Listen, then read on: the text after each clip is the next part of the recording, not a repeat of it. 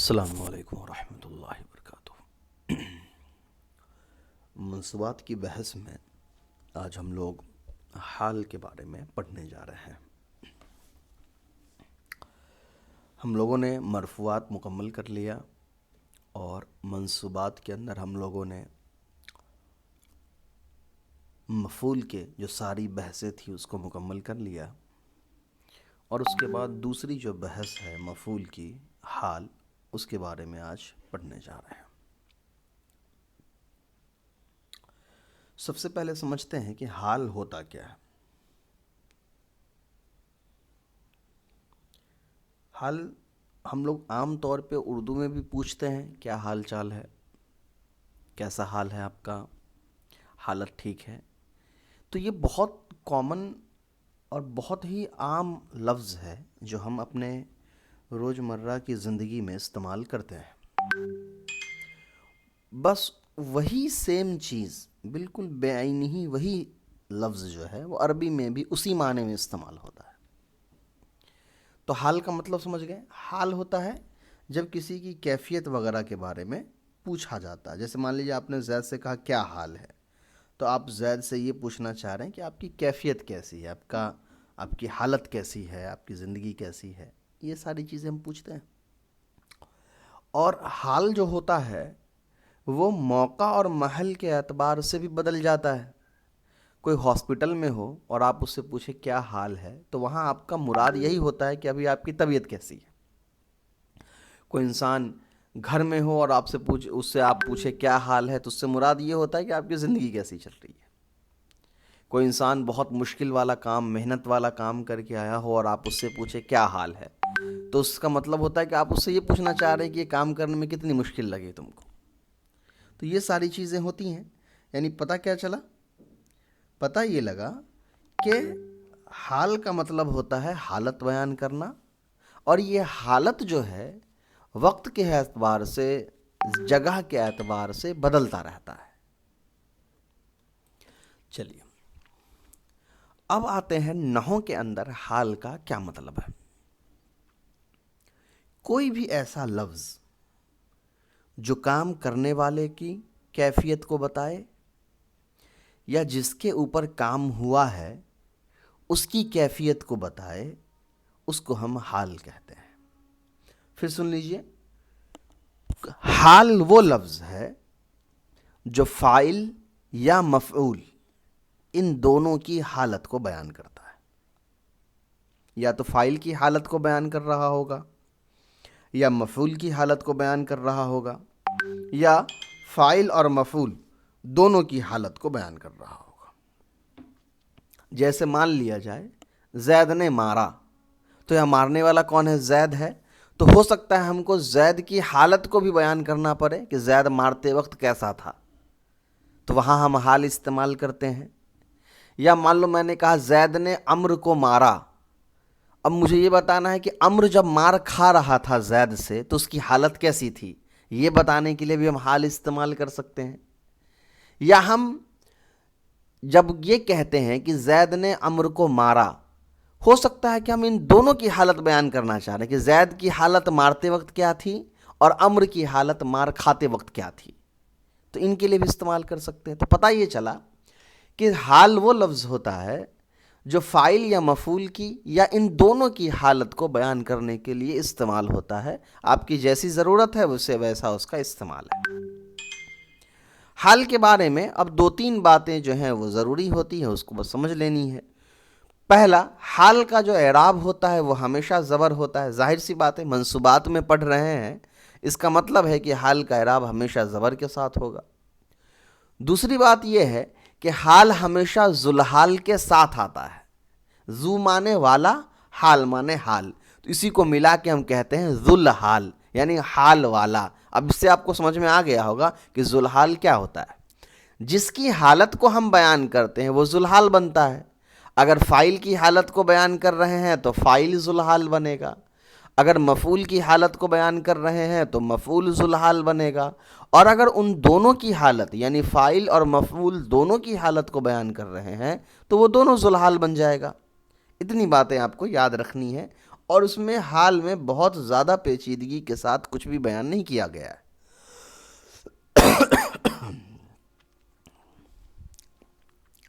اب بہت بار ایسا ہوتا ہے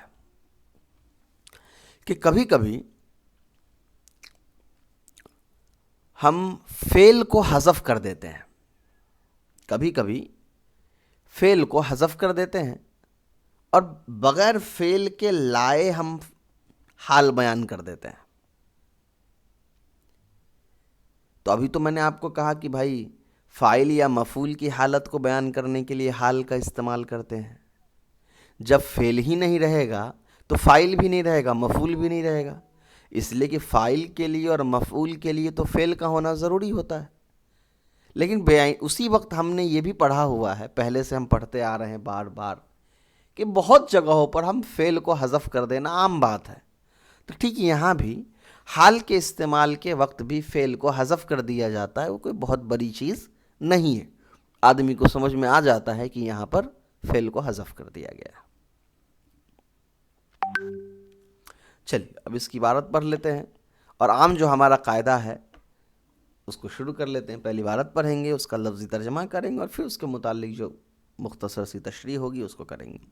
فصل الحالو، فصل ہے حال، لفظ یدل علی بیانی ہیئت الفاعل او المفعول بہ او کلیہما، لفظ ایسا لفظ یدل جو دلالت کرتا ہے، علی بیانی ہیئت الفاعل فاعل کی ہیئت پر، او المفعول بہ یا مفعول بہ کی ہیئت پر، ہیئت سے مراد ہے شکل، کہ ایسا لفظ جو بیان کرتا ہو مفعول کی حالت کو یا فاعل کی حالت کو، کیفیت کو، او کلیہما یا ان دونوں کی، یعنی فاعل اور مفعول دونوں کی حالت کو بیان کرتا ہو، جیسے جاءنی زید راکبن، میرے پاس زید آیا سوار ہو کر کے۔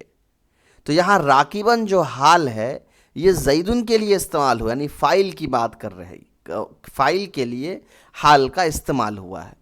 اب سمجھیے راکبن حال ہے، یہ مجھے کیسے پتا چلا؟ چونکہ راکبن پہ زبر ہے، ہم جان رہے ہیں کہ جب بھی زبر آتا ہے تو حال پر تو زبر ہوتا ہے۔ اب ایک چھوٹا سا سوال آپ یہ پوچھ سکتے ہیں کہ بھائی جب مفعول کا اعراب بھی زبر ہے اور حال کا بھی اعراب زبر ہے، آدمی کو سمجھ میں کیسے آئے گا کہ کہاں پہ مفعول کا ترجمہ کرنا ہے، کہاں پہ حال کا ترجمہ کرنا ہے؟ تو اس کا جواب یہ ہے کہ اگر آپ مفعول والا چیپٹر صحیح سے پڑھے ہوں گے، یا اگر آپ کے ذہن سے نکل گیا ہو تو ایک بار دوہرا لیجئے، تو وہ سمجھنا آپ کے لیے آسان ہو جائے گا کہ ہر مفعول کا اپنا ایک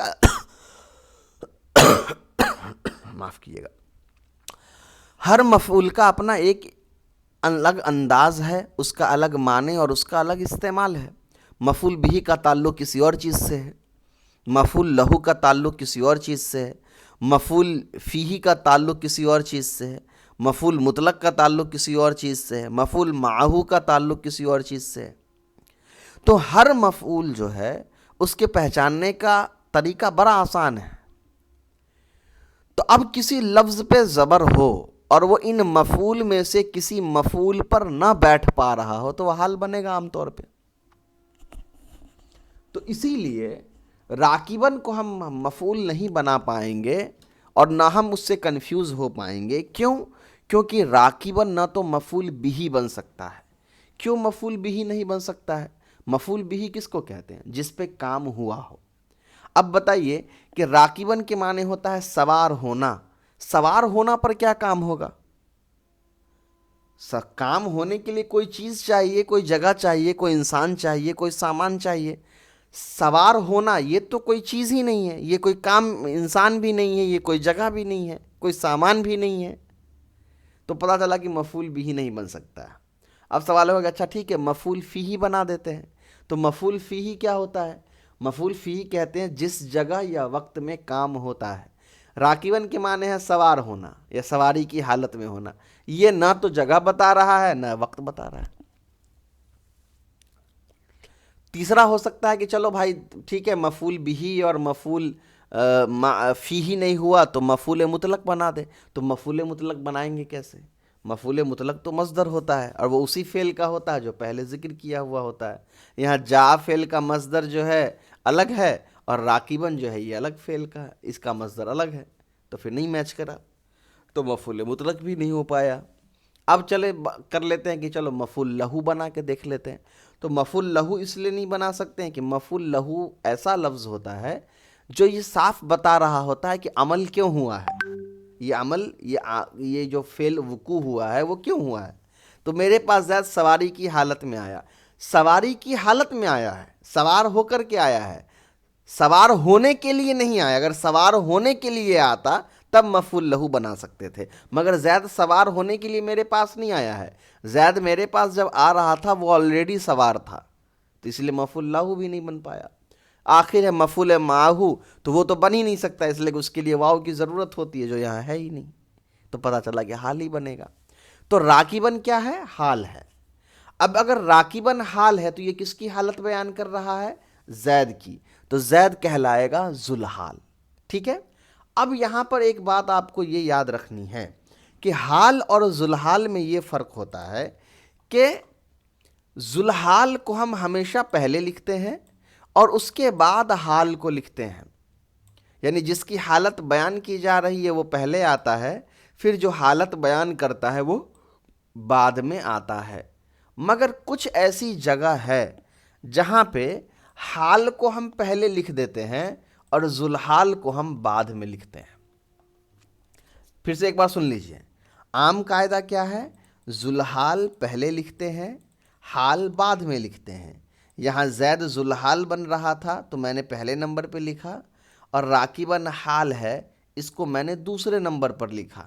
لیکن کچھ ایسی صورتیں ہیں جہاں حال کو آپ پہلے نمبر پہ لکھتے ہیں، ذوالحال کو آپ دوسرے نمبر پہ لکھتے ہیں. کب؟ جب آپ ایسے لفظ کی حالت بیان کر رہے ہو کہ جس کے بارے میں موصوف صفت کا اندیشہ ہو جائے. اب یہ کیا بات ہو گئی؟ تو اب سمجھیے ایک چیز کو. میں نے یہاں پر لکھا زیدن راکبن. اب آپ ان دونوں لفظ کو دیکھیے گا، ان دونوں لفظ کا اعراب بھی سیم ہے، دونوں لفظ واحد واحد ہے، دونوں لفظ مذکر مذکر ہے، اور دونوں لفظ جو ہے وہ نکیرہ یہاں زیدن کی جگہ ابھی فی الحال کے طور پہ رجلن کا لفظ لائیے، یہ مثال میچ نہیں کرے گا، رجلن لے آئیے زیدن کی جگہ پہ. اور یہاں تینوں مثال کیا ہے؟ نکیرہ نکیرہ ہے. تو رجلن اور راکبن میں یہ چاروں باتیں برابر پائی گئی. ان کا اعراب بھی ایک ہے، جنس بھی ایک ہے، تعداد بھی ایک ہے، اور عام اور خاص میں بھی ایک ہے. تو یہ تو موصوف صفت بن گیا. اب پڑھنے والا اس کو حال ذوالحال پڑھ ہی نہیں پائے گا، وہ اس کو موصوف صفت ترجمہ کر جائے گا اور کنفیوز کر جائے گا. تو اس کنفیوژن سے بچانے کے لیے ہم کیا کرتے ہیں کہ جب حال تو نکیرہ ہوتا ہی ہے، عام طور پہ حال ہمیشہ ہی نکیرہ ہوتا ہے، اور جب ذوالحال بھی نکیرہ ہو تو ہم کیا کرتے ہیں؟ حال کو ایک نمبر پہلے لکھ دیتے ہیں اور ذوالحال کو بعد میں لکھ دیتے ہیں، تاکہ پڑھنے والے کو موصوف صفت سے کنفیوز نہ ہو. اس کی مثال آگے آئے گی تو اور اچھے سمجھ میں آ جائے گا. چلیے، تو بہرحال یہ جملہ میں نے پڑھا جاءنی زیدن راکبن، تو یہاں راکبن جو تھا وہ حال تھا، اور یہ کس کی حالت بیان کر رہا تھا؟ زیدن کی. تو زیدن بن گیا ذوالحال اور یہ بن گیا حال. دوسری مثال دیکھیے، ضربت زیدن مشدودن، میں نے زید کو باندھا ہوا حالت میں مارا. یہاں حالت میری بیان کی جا رہی ہے، مار کھانے والے کی بیان کی جا رہی ہے. مار کھانے والے کی، وہ بندھا ہوا تھا، مار کھا رہا تھا. تو یہاں کیا ہوا؟ زیدن ہو گیا ذوالحال اور مشدودن ہو گیا حال. تو یہ مثال ہو گئی جہاں مفعول کی حالت کو بیان کر دیا گیا. اب دیکھیے، اگر اسی زیدن کی جگہ پہ میں اگر لکھتا رجولن، ضربت رجولن مشدودن، میں نے آدمی کو باندھا ہوا حالت میں مارا، تب مجھے کیا کرنا ہوتا پتہ ہے؟ مشدودن کو پہلے لانا ہوتا اور رجولن کو بعد میں. مجھے کہنا ہوتا ضربت مشدودن رجولن، کیونکہ آدمی پڑھنے والا رجولن اور مشدودن دونوں کو موصوف صفت بھی غلطی سے پڑھ سکتا ہے، پھر ترجمہ بدل جائے گا یا ترجمہ صحیح سے میچ ہی نہیں کرے گا. اب آئیے تیسری مثال جس میں فاعل اور مفعول دونوں کی حالت کو بیان کی جا رہی ہے. وَلَقِيتُ أَمْرًا राकिबैनी, मैं मिला अमर से इस हालत में कि हम दोनों सवार थे। हम दोनों से तर्जमा क्यों कर रहे हैं? क्योंकि ये तस्निया का है। तस्निया यानी हाल क्या है? दो है। तो हाल दो है, इसका मतलब जुलहाल भी दो होगा, क्योंकि दो लोगों की हालत बयान की जा रही है। तो एक तो अम्र हो गया और एक हाल किसकी बयान की जा रही है? अना जो ज़मीर है लकुइतू के अंदर वो। अब आइए, वक़द यकूनुल फ़ाइलु मानवियन, कभी कभी क्या होता है कि फ़ाइल को मानवी तौर पर बयान किया जाता है। तो जब फ़ाइल मानवी तौर पे बयान किया जाता है तो ये उस वक्त होता है आम तौर पे जब फ़ेल मौजूद नहीं होता है। जैसे ज़ैदुन फिद्दारी काइमन, जैद घर में है खड़े होने की हालत में। यहाँ कोई फ़ेल नहीं है, फ़ेल हज़फ है। ज़ैदुन जो है वो फ़ाइल मान लिया गया है, और फिर हम ये कहते हैं कि काइमन जो हाल है ये ज़ैदुन ज़ुलहाल के बारे में बात कर रहा है। ठीक है, कोई बड़ा पेचीदा नहीं है, आसान है ये चीज़ समझना। आगे चलिए, अब उसको समझा रहे हैं कि ऐसा क्यों। लिअन्ना माना हूँ, इसलिए कि ऊपर जो जुमला गया उसका माने है ज़ैदुन इस्तक़र्रा फिद्दारी काइमन, यानी इस्तक़र्रा जो फेल है ये वहाँ पर छुपा हुआ हम मानते हैं कि ज़ैद जो है वो ठहरा हुआ है घर में खड़े होने की हालत में। अब सवाल ये आता है कि अच्छा ठीक है, ये तो बात समझ में आ गई, इस्तक़र्रा ज़ैदुन फिद्दारी क्यों नहीं कह सकते हैं? यानी मान लो अगर मुझे यही मानना है कि इस्तक़र्रा छुपा हुआ है तो यहाँ क्यों नहीं हम छुपा सकते हैं इसको? फ़ी के बगल में क्यों छुपाया? तो इसके लिए आपको याद रखना पड़ेगा, नहू में आपने पहले भी पढ़ा होगा, नहीं पढ़े तो यहाँ भी पढ़ेंगे हम और आगे भी पढ़ेंगे इंशाअल्लाह। जब भी जार मजरूर एक जगह मिलता है, यानी जब भी कोई हरफ जर होता है तो वो हरफ जर से पहले ज़रूर कोई फ़ेल छुपा होता है या कोई फ़ेल लिखा होता है। लिखा हुआ किस हालत में? जब आपको फ़ेल जुमले में दिख जाए। और छुपा हुआ किस हालत में? जब फ़ेल लिखा हुआ नहीं होता है तो हम वहाँ पे ये मान लेते हैं कि यहाँ पे फ़ेल जो है वो छुपा हुआ है। इसीलिए ऊपर की मिसाल में ज़ैदुन के बाद सीधा फ़ी है और अद्दार है, कायम है, यहाँ इस्तक़र्रा तो नहीं है, तो हम ये मानते हैं कि ज़ैदुन के बाद जो फ़ी है और तो ज़ैदुन और फ़ी के बीच में इस्तक़र्रा फ़ेल छुपा हुआ है।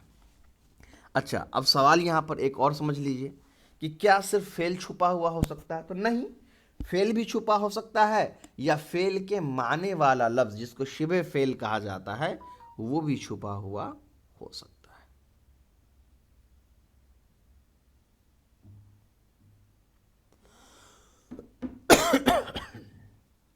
आगे देखिए, वह कज़ालिकल मफ़ूल बिही, इसी तरीके से कभी कभी क्या करते हैं मफ़ूल बिही को भी हम जो है मानवी तौर पे इस्तेमाल कर लेते हैं। तो मफ़ूल बिही को भी मानवी तौर पे तभी इस्तेमाल करते हैं जब हम ये मानते हैं कि फ़ेल छुपा हुआ है।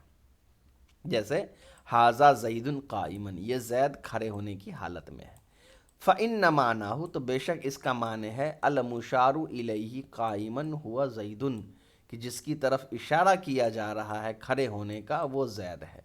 तो यहाँ उशीरू का भी लफ्ज़, जैसे अगर मान लो मैं कह रहा हूँ तो उशीरू का लफ्ज़ छुपा हुआ मान सकते हैं फ़ेल।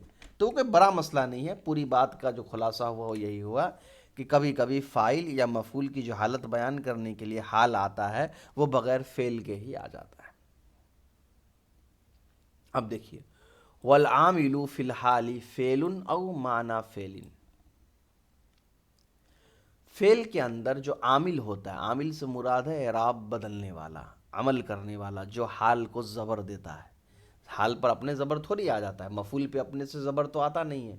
तो फ़ाइल की पर पेश फ़ेल देता है, मफ़ूल पर ज़बर फ़ेल देता है, हाल पर भी ज़बर फ़ेल देता है। तो कह रहे हैं कि हाल पर जो ज़बर आता है उसका आमिल जो है वो या तो फ़ेल होता है या माने फ़ेल होता है। जो अभी मैंने बताया कि कभी कभी फ़ेल नहीं रहता है तो हम फ़ेल के माने वाले लफ्ज़ का इस्तेमाल करते हैं, उसी को माने फ़ेल कहते हैं। अब देखिए, वल हालु नकेरतुन अबदन, हाल जो होता है वह हमेशा नकेरा होता है। व ज़ुल्हाली मारिफतुन गालिबन, और ज़ुल्हाल जो होता है ज़्यादातर मारिफा होता है। कमा रअयता فی الامثلۃ المذکورتی، جیسا کہ آپ نے دیکھا مذکورہ پیچھے کی مثالوں میں۔ عام طور پر یہی ہوتا ہے کہ حال نکیرہ ذوالحال معرفہ۔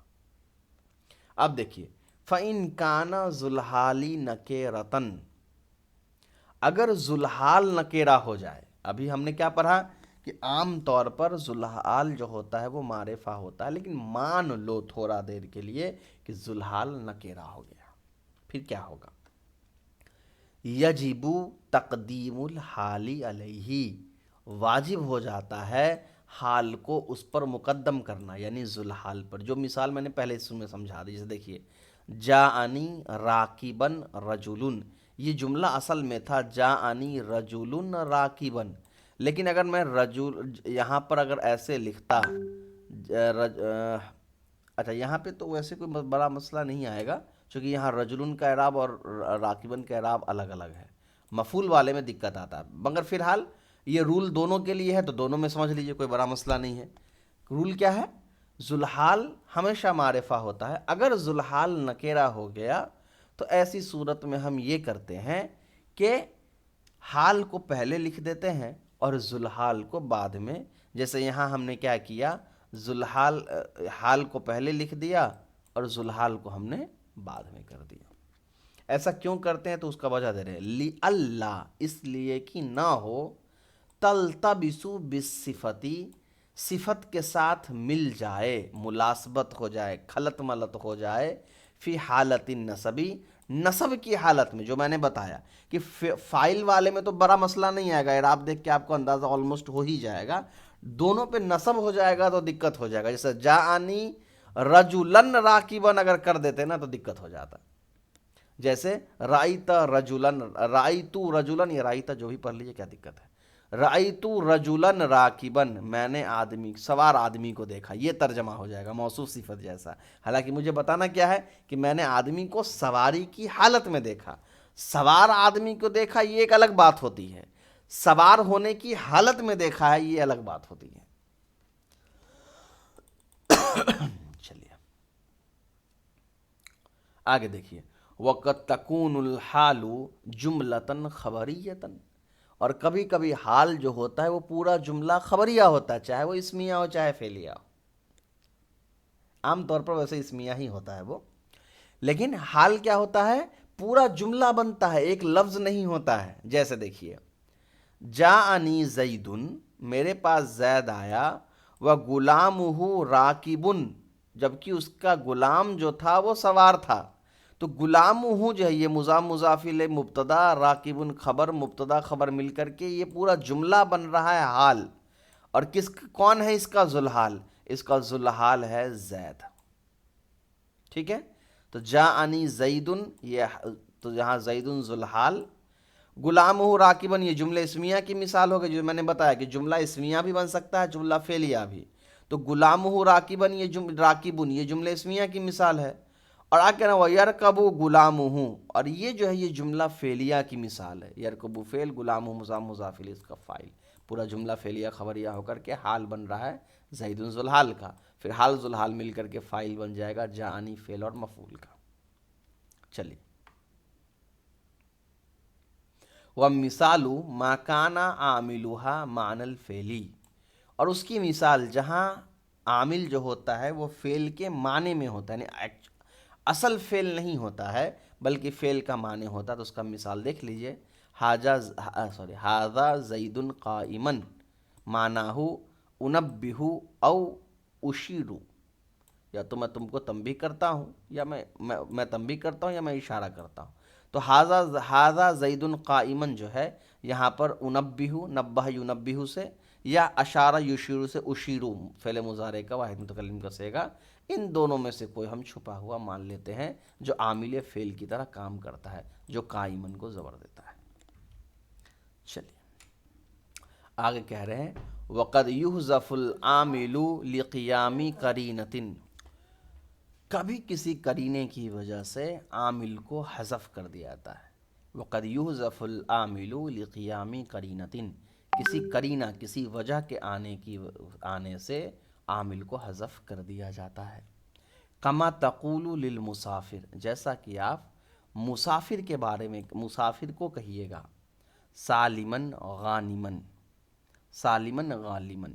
اب یہ سالمن جو ہے یہ بھی حال ہے، غانمن جو ہے یہ بھی حال ہے، لیکن اس کا جو عامل ہے یعنی فعل اور فعل کے ساتھ فاعل وہ دونوں غائب ہیں۔ مراد کیا ہے؟